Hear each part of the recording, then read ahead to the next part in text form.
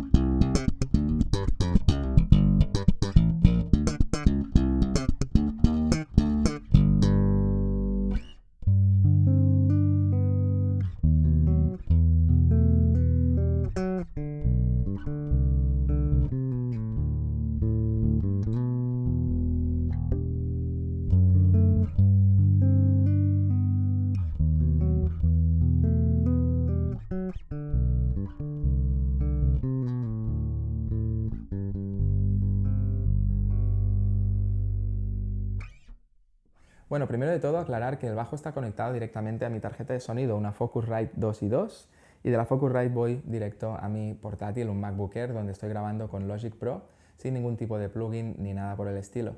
O sea que lo que habéis escuchado es el sonido del bajo puro, no pasa por ningún previo, ni ningún ampli, nada de nada. La ecualización es el volumen a tope, los graves a tope y los agudos casi a tope. Esta es la ecualización que más me ha gustado.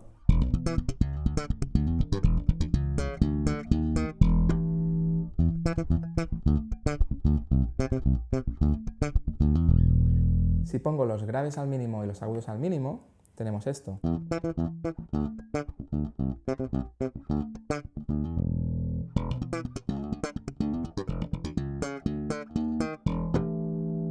Un sonido demasiado delgado para mi gusto, por eso le pongo los graves a tope y los agudos casi a tope, porque si los pongo a tope, entonces tenemos un sonido demasiado brillante para mi gusto.